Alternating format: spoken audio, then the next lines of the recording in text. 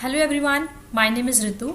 आज ये मेरी इस चैनल पर सेकंड क्लास है। ये सभी कॉम्पिटिटिव एग्जाम के लिए इंपॉर्टेंट है। आईआईटी दिल्ली में भी जूनियर ऑडिटर के एग्जाम्स निकले हुए हैं, जूनियर असिस्टेंट के एग्जाम निकले हुए हैं, जेएनयू हो गया, चंडीगढ़ में निकले हुए हैं चंडीगढ़ जूनियर ऑडिटर। तो ये सब कॉम्पिटिटिव एग्जाम के लिए इंपॉर्टेंट है, सब एग्जाम्स के लिए इंपॉर्टेंट है। ठीक है, तो ऐसा नहीं है कि अगर कोई और हिमाचल की कोई एग्जाम की तैयारी कर रहा है, जूनियर ऑडिटर की, असिस्टेंट की, अकाउंटेंट की, तो सब एग्जाम के लिए इंपॉर्टेंट है ये। ठीक है, चलिए आज सेकंड क्लास है, शुरू करते हैं।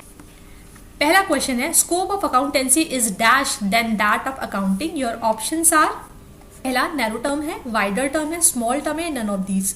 अकाउंटेंसी एक वाइडर टर्म है in comparison of book keeping, तो करेक्ट आंसर इज वाइडर। ठीक है, 12th क्वेश्चन देखते हैं। Book keeping is a systematic record of all transaction. जो बुक कीपिंग है वो किस तरीके से ट्रांजेक्शन्स को रिकॉर्ड करता है? नॉन फाइनेंशियल, फाइनेंशियल, या दोनों, या none of these? Obviously financial. The correct answer is B. आगे चलते हैं। 13th question, accounting records can be produced as in a court of law. Law में अगर हमें अकाउंटिंग रिकॉर्ड्स को प्रेजेंट करना है तो वो किस फॉर्मेट में हो, तो क्या कहलाएंगे आपके? एविडेंस। तो correct answer is B. 14th question देखते हैं। Information in financial reports are based on dash transaction. Your options are non financial transaction, financial transaction, या बोथ? Obviously financial transaction. ठीक है, the correct answer is B. 15th question, accounting measures are business transaction in terms of dash units.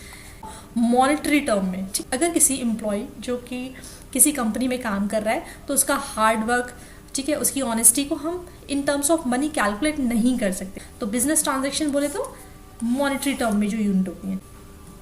The correct answer is A. 16th question, identify and major economic event should be recorded in dash order. Your options are alphabetical order, chronological order, date wise, या option B and C. Example, कोई राम है, उसने 16 मई को कोई सामान खरीदा, और कोई श्याम है, उसने 18 मई को सामान खरीदा। तो ऑकरेंस के अकॉर्डिंग देखा जाएगा, राम ने पहले सामान खरीदा। ठीक है, नाम वगैरह से कोई फर्क नहीं पड़ता, डेट देखनी है, क्रोनोलॉजिकल ऑर्डर में देखना है, यानी जो इवेंट जैसे हुआ उसे रिकॉर्ड करते जाएंगे। ठीक है, डेट वाइज। तो क्रोनोलॉजिकल ऑर्डर और date wise both B and C. Correct. इसे बी कर लीजिएगा, इसे सी कर लीजिएगा, और इसे डी कर लीजिएगा। ठीक है, the correct answer is chronological and date wise, both are correct. 17th question, the term of book keeping and accountancy can be use interchangeably. क्या इन दोनों का इस्तेमाल एक दूसरे की जगह पर हो सकता है? बिल्कुल नहीं। जो बुक कीपिंग है वो एक नैरो टर्म है, अकाउंटेंसी एक ब्रॉडर टर्म है। ठीक है, तो correct answer is no. 18th question, accounting deals with dash information. जो अकाउंटिंग है वो किस तरीके की इन्फॉर्मेशन के साथ डील करता है? Quantitative, qualitative, both A and B, या none of the above. Accounting जो होती है डील करती है वो क्वांटिटेटिव इन्फॉर्मेशन के साथ डील करती है। तो करेक्ट आंसर इज ए। आगे चलते हैं।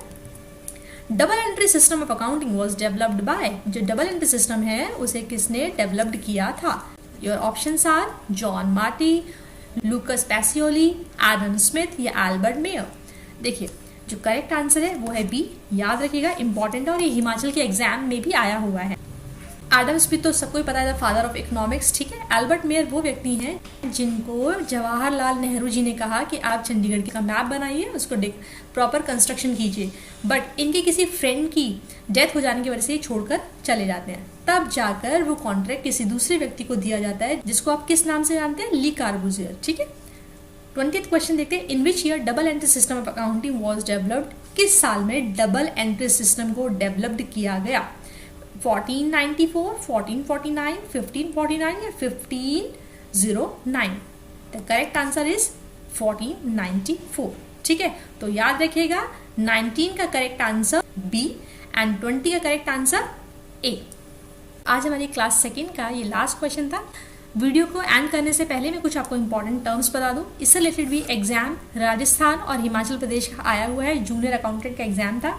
देखिए, कुछ स्टेप्स होते हैं: identify, measuring, recording, classifying, summarising, analysis and interpreting and communication. ये 7 स्टेप आपको याद होने चाहिए। 7 टर्म को देखें तो ये सारे ही किसके? अकाउंटिंग के स्टेप्स हैं। अगर शुरू के 4 देखें, identifying, measuring, recording and classifying, ये रिलेट करते हैं बुक कीपिंग से, और सबको मिला दें। ठीक है, तभी कहते हैं कि बुक कीपिंग एक थोड़ा नैरो टर्म है और अकाउंटिंग जो एक थोड़ा वाइडर टर्म है। ठीक है, तो कभी कभी एग्जाम में किस तरीके से क्वेश्चन पूछता है, आपको 4 ऑप्शन दे देगा: मेजरिंग, रिकॉर्डिंग, समराइजिंग, आइडेंटिफाई, और बोलेगा रीअरेंज। अब ऑप्शंस दे देगा। ठीक है, अगर आपको ये स्टेप्स याद होंगे, identifying, measuring, recording, classifying, summarising, analysing, interpreting and communication, तभी जाकर आप क्वेश्चन को कर पाएंगे। ठीक है, चलिए याद रखिएगा।